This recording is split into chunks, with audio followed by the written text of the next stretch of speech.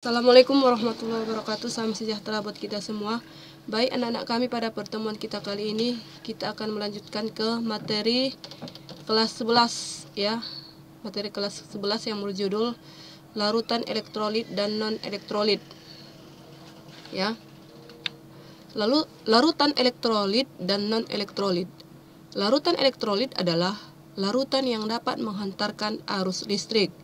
Sedangkan larutan non-elektrolit adalah larutan yang tidak dapat menghantarkan arus listrik. Larutan elektrolit itu dapat menghantarkan arus listrik itu karena dalam larutan itu terdapat ion-ion yang bergerak bebas, ya, dalam suatu larutan tersebut. Di mana ion-ion yang bergerak bebas yang ada dalam larutan itu berperan untuk menghantarkan arus listrik, ya, melalui suatu larutan. Sedangkan larutan non-elektrolit itu larutan yang tidak dapat menghantarkan arus listrik. Karena dalam larutan non-elektrolit itu tidak terdapat ion-ion, ya, sehingga dia tidak dapat menghantarkan arus listrik. Kemampuan, ya, menghantarkan arus listrik pada suatu larutan itu bergantung pada jenis zat terlarutnya, ya. Jenis zat terlarut merupakan faktor yang mempengaruhi daya hantar listriknya, ya. Berdasarkan ikatan kimia, ya, senyawa kimia dapat dibedakan menjadi senyawa ionik dan senyawa kovalen. Senyawa ionik adalah senyawa yang terdiri dari ion-ion positif dan negatif yang bergabung karena adanya gaya tarik-menarik elektrostatis. Ya. Contoh senyawa ionik antara lain NaCl, ya, KBr, CuCl2, CaNO3 2, NH42S, NaOH, BaSO4 dan AgCl. Ya, Ibu singgung lagi tadi mulai dari senyawa ionik, ya. Di mana senyawa ionik itu adalah senyawa yang terdiri dari ion-ion positif dan negatif. Jadi setelah bergabung antara ion positif dan negatif dalam senyawa ionik itu, maka akan ada gaya tarik-menarik, ya, gaya tarik-menarik elektrostatis namanya. Jadi setelah ada gaya tarik-menarik berarti itu dapat menimbulkan suatu arus listrik, ya. Di mana contoh senyawa ionik itu tadi sudah Ibu bacakan, yaitu NaCl, KBr, CuCl2, CaNO3 2, NH42S, NaOH, BaSO4 dan AgCl.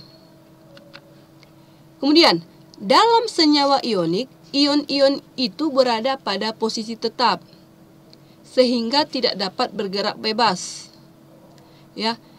Jadi karena dia ion-ionnya itu berada pada posisi tetap, ya, pada posisi tetap, ya, sehingga dia tidak dapat bergerak bebas. Oleh karena itu senyawa ionik tidak dapat menghantarkan arus listrik, ya. Tetapi jika senyawa ionik itu dilarutkan dalam air, ya berarti ada perkecualian, ya. Tetapi jika senyawa ionik itu dilarutkan dalam air, ya, maka ion-ion tersebut dapat bergerak bebas sehingga dapat menghantarkan arus listrik, ya. Jadi kalau dia ion-ionnya dalam senyawa ionik berada pada posisi tetap, maksudnya sehingga ion-ionnya itu tidak dapat bergerak bebas. Oleh karena itu, ya, karena dia ion-ionnya tidak dapat bergerak bebas, maka ion-ion yang ada pada senyawa ionik itu tidak dapat menghantarkan arus listrik. Tetapi jika, ya, ion-ion tersebut pada senyawa ionik dilarutkan dalam air, ya, maka ion tersebut dapat bergerak bebas sehingga dia dapat menghantarkan arus listrik. Pada umumnya, senyawa ionik yang mudah larut dalam air itu seperti NaCl, KBr, CuCl2, CaNO32S, dan NaOH. Sedangkan senyawa ionik yang sukar larut dalam air itu seperti CaC2O4, SrCO3, BaSO4, dan AgCl. Yang kedua, senyawa kovalen. Ya, senyawa kovalen adalah senyawa yang terdiri dari molekul-molekul atom non-logam yang berikatan kovalen. Jadi setelah berikatan dia, ya, atom-atom non-logam yang berikatan pada senyawa kovalen itu setelah berikatan akan bersifat polar dan non-polar. Senyawa kovalen yang bersifat polar itu dapat mengalami ionisasi, ya, sehingga bisa dilarutkan dalam air dan dapat membentuk ion bebas yang dapat menghantarkan arus listrik. Misalnya contohnya, ya, HCl, H2SO4, H2C2O4, CH3COOH, dan NH3. Sedangkan senyawa kovalen non-polar itu tidak dapat mengalami ionisasi, ya, apabila dilarutkan dalam air, sehingga kalau dia tidak bisa mengalami ionisasi, sehingga tidak dapat menghantarkan arus listrik, ya. Contohnya misalnya CH4 dan Br2. Ya, di sini dapat kita lihat, ya, tabel mengenai contoh dari larutan elektrolit dan non elektrolit. Ya, di sini, ya, ada beberapa macam larutan, mulai dari urea, amonia, HCl, cuka, air aki, alkohol, air laut, H2S, air kapur, dan glukosa. Ya, di sini ada misalnya apabila dia dalam satu larutan, misalnya urea, ya, apabila dia membuat alatnya, ya, apakah dia nanti kalau dalam urea itu lampunya menyala atau tidak? Apakah ada dia gelembung gasnya? Kemudian jenis larutannya apa? Apabila dia lampunya menyala, kemudian gelombang gasnya ada, ya, itulah dia nanti akan saya jelaskan di dalam tabel ini mulai dari urea sampai glukosa. Ya, di sini kalau dia lampunya menyala, kemudian ada gelembung, ya, ada gelembung gas. Ini jenis larutannya nanti namanya adalah non elektrolit.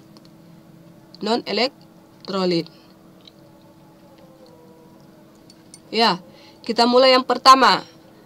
Jenis larutannya misalnya urea. Di sini misalnya apabila kita buat suatu alat, ya, itu lampunya tidak menyala.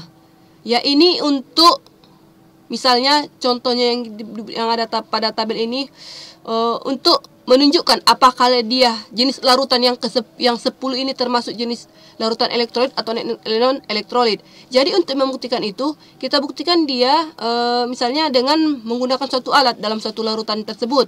Dalam satu larutan yang 10 ini, mulai dari urea, amonia, HCl, cuka, air aki, alkohol, ya, air laut, H2S, air kapur, dan glukosa.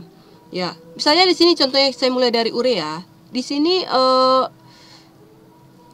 nyala lampunya tidak ada kalau pada urea, kemudian tidak, gelembung gasnya pun tidak ada. Jadi ini jenis larutannya adalah non elektrolit. Kemudian pada amonia, ya, lampunya tidak ada, lampunya tidak menyala, kemudian ada gelembung gas, ya. Jadi di antara yang nyala lampu dan gelembung gas, walaupun nyala lampunya tidak ada tetapi ada gelembung gas, ini juga termasuk ke dalam larutan elektrolit. Itu dia contoh kalau di amonia. Kemudian HCl, ya, kemudian nyala lampunya ada, ya, gelembung gasnya ada. Ini termasuk jenis larutan elektrolit. Kemudian cuka, nyala lampunya tidak ada, ya, gelembung gasnya ada. Ini jenis larutannya adalah elektrolit.